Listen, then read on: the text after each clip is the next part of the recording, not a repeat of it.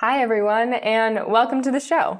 From Peterson's, I'm your host, Taylor Sienkiewicz, and you're listening to You Have a Cool Job, a podcast highlighting those who took their profession in a unique direction and what they did to get there.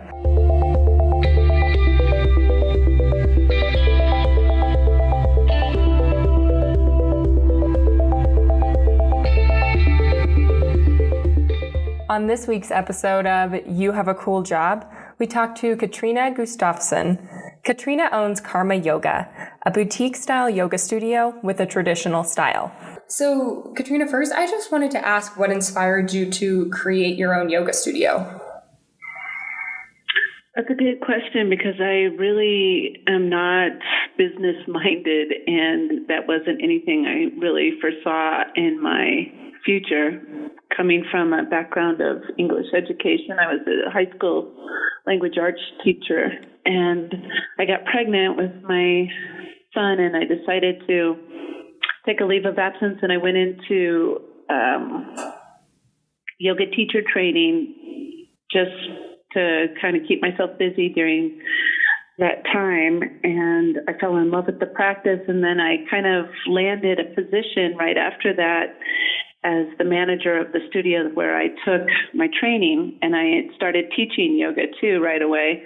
And I did that for about a year, and that I treated that as sort of an apprenticeship unknowingly to being my own studio owner. And then I decided not to go back into public education and to actually just venture on into my own yoga studio. So I took that year of being the studio manager as my training ground and bravely went for it. And I had a studio open within 6 months time of having left the other position. And I wrote a business plan, which I had no idea how to do, so thank goodness for the internet. And also there's so many great free programs in every city, but I used Denver's, of course, and they had women in small business groups that gave you lots of help, how to write the business plan, how to market yourself. So I just dove into that and hunted around till I found the right spot and everything lined up. And then I applied for a small business loan, which everyone said there was no way in heck I would get. Mm-hmm. And somehow I managed to receive the loan too. So everything fell into place, and next thing I know, I was open. And I think after that, it just became intuitive. Right. And I mean, I like the connection between you opening kind of a community studio and you taking these or being involved in the community through these business options, availability. So tell me about that experience of what was that business connections with women like? Well, there's a lot of us, is what I came to know right away, and that there's a lot of help for us. That, like I said, that was a big piece of security, I guess, just knowing that. Right. Is there any other support that you use now in terms of just networking or new ideas for your business? I need to, because the whole techno world is ever changing, and it does so quickly. And I'm certainly not one of the more advanced or hip to the latest trends of, say, social media, which is predominantly the way this kind of business markets itself. So I just do the best I can, keeping up in Facebook, social media, different ones, Instagram, Twitter. A lot of companies hire somebody to be their social media person. I don't have the budget to do that, so I just try to do it myself as best I can, but I'm definitely not one that's not my forte at all. But the little bit that I do does serve greatly, and I should probably carve out more of a budget for that. And I would say that I get inundated with emails and phone calls asking if they could work for me. There's lots of people in that field that are more than willing to help, but when you're working with a relatively small budget, that's one of the ones that gets on the chopping block. And my success has been word of mouth, and also location. Mm-hmm. Where I'm at, I've had 2 locations. My first location was in West Wash Park, and it was very visible because it was on a busy street, but it made it challenging to just drop in and check it out because the street was so busy. But they sold that building about 4 years ago, and I was forced to quickly find a new home for the business. And I landed over in Platt Park, which is near the other one, somewhat near. And it's a very accessible location, and it's on a prominent street. And so location, as they say, is really key, and that's helped me a lot. And then, like I said, word of mouth, my reputation as a kind of a unique, spiritually centered studio has helped me immensely. And so word of mouth travels, and I get lots of referrals, and it sustains me sufficiently. Mm-hmm. So that's been probably my number one thing. And I would say what backs up your the way you get that reputation is to be in integrity with your business practices. And that I didn't have to go to business school for. That's just deeply ingrained in my character, to be truthful and honest and try to be providing the best service that I can. And customers are at the forefront of my heart, to make sure that they're being provided for, being true to my word. So that, I think, trickles down and spreads, and then people appreciate that. Mm-hmm. Definitely. So when you were working as a manager of this other studio, what kind of made it click that you wanted to open your own? Well, maybe part of what puts me in a business leadership position is my independence and my determination, and that can often be difficult to be subservient. It's hard for me to be in a subservient position, I guess. I'm the boss of me in everything I do. I'm very alpha type. So I think I just found myself butting up against some of the ownership rules and regulations that were being placed upon me as a manager. I didn't agree with some of the philosophies. I didn't believe in some of the business practices that I was being told to facilitate. And so I thought, I just got to do it my own self, my own way. And that's how it kind of rolled out. Okay. Got it. So, Katrina, in this kind of new world of having these big yoga studios or like that have chains like Core Power and Kindness, how do you serve your community in having this more unique single location space? Right. Yeah, I'm definitely an intimate boutique studio comparatively. I think my focus has been on community and spirituality, more so than those other big chain studios. And I think I could probably branch out and be in multitudes as they are if I chose to, and keep that same kind of niche of strong focus on the spiritual aspect of the practice, and also to keep that sense of community. But I have no desire to be in that capacity. I don't want to spread myself so thin that I don't have personal time in my life for my family or my husband, my kids or my husband. And so I like the way it is. I'm not filthy rich, but I'm surviving and have a decent income. I have no need to go bigger. And so the piece that, since I'm not spread thin, I can put all my attention and focus here to the studio. I teach myself. I teach 5 classes a week, and I work the desk 4 days a week. So I'm very involved in every aspect of the studio. I also teach in the teacher trainings. I do workshops. I lead retreats.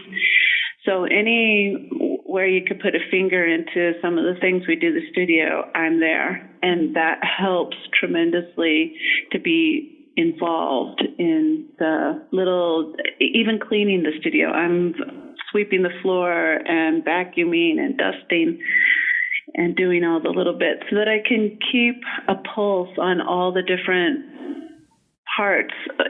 All the little parts make the moving machine, and I stay very involved. And I think that's part of why I can manage to stay afloat, is by being the head of the snake.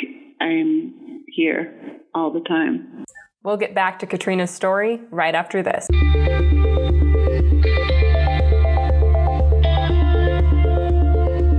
Are you searching for the right college, grad school, or trade school to fit your needs? Or are you studying for those entrance exams you need a good score on? Peterson's has you covered.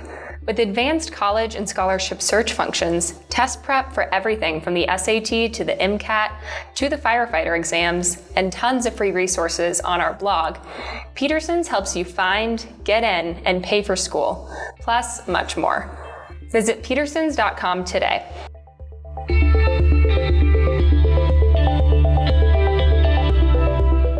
And now, back to the show. I asked Katrina about some of the challenges she faces in running the studio.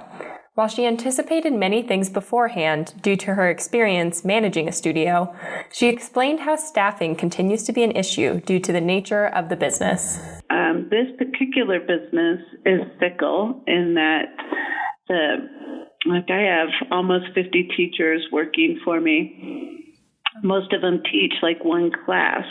You have high turnover with teachers because it's not a huge money making, it's hard to survive and make a living as a yoga teacher. Most yoga teachers do this as a secondary position. They have some other job that helps make ends meet.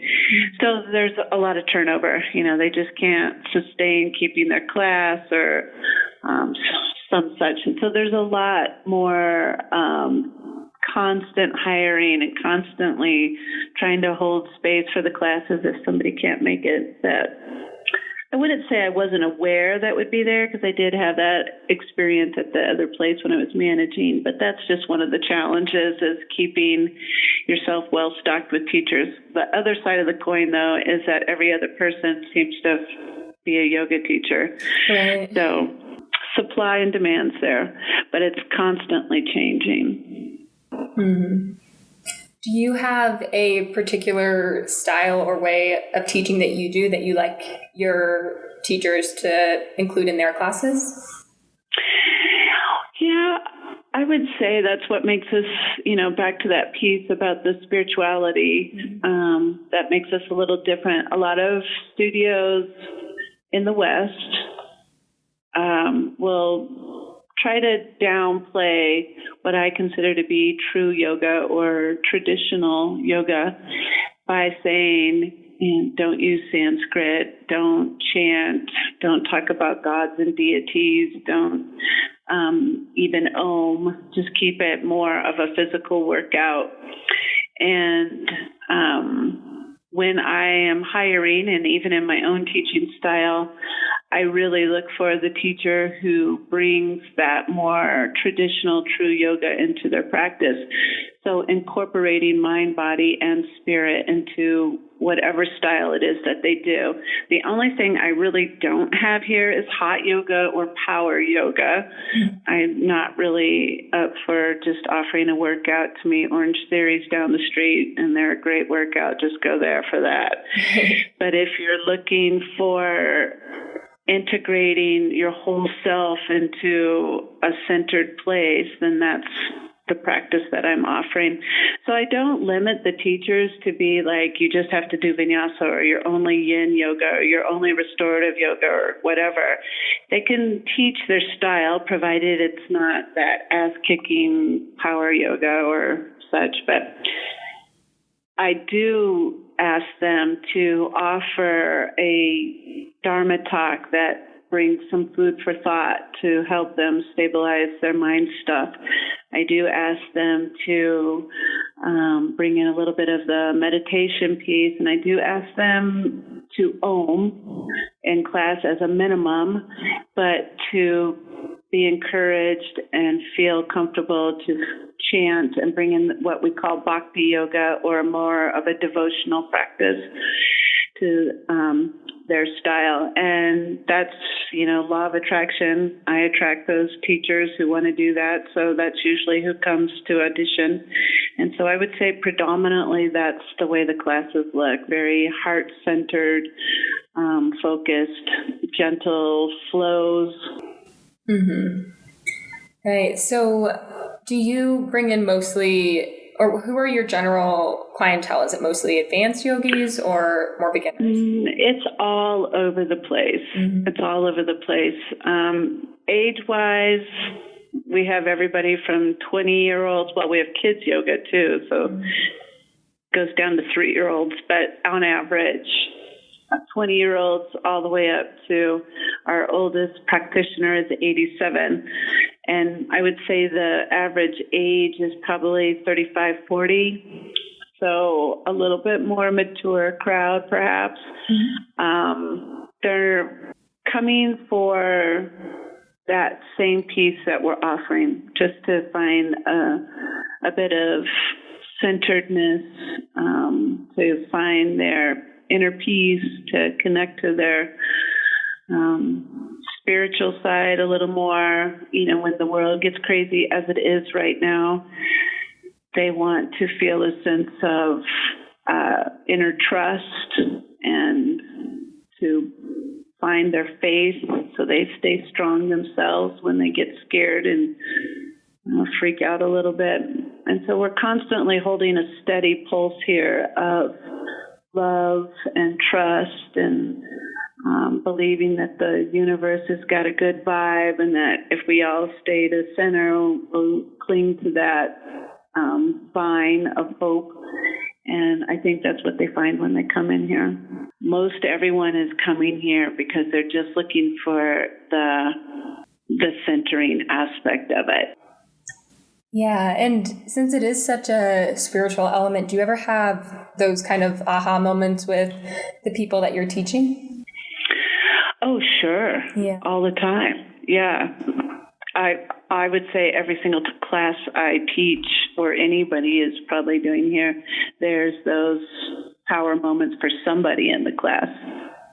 Where a little light bulb goes off, or a little awakening happens inside of them, and they see a new aspect of life for themselves, or something awakens or sheds, or for sure. Absolutely. That's why we're able to stay in business, is because of that. And they speak of it, they'll come up afterwards, or I'll see the tears that they're shedding while they're on their mat, or, there's something cathartic moving through them. At least one, if not many. As for final thoughts, Katrina gives encouragement to others who are passionate about starting a small business like hers. If this is to encourage people to be entrepreneurs in any field, I would say if it's in your heart, if you feel a strong call in your heart for something, to just take the leap of faith on yourself and do it. Go open. Don't take the no's. Everyone told me that I wouldn't get the business loan. Everyone told me if I didn't have any business background, that I was sure to fail. Everyone told me it's a recession. I heard everything not to do, and despite that, I went for it anyway. And it's because it's my dharma or my soul's purpose or in my heart that I feel it pushed through and made it. So I would encourage anybody for that. reason to follow their dream. Katrina is able to live out her dreams daily by sharing her practice with others. We hope you're inspired by Katrina's story to immerse yourself in your passions too. Thanks for tuning in. We'll see you next week.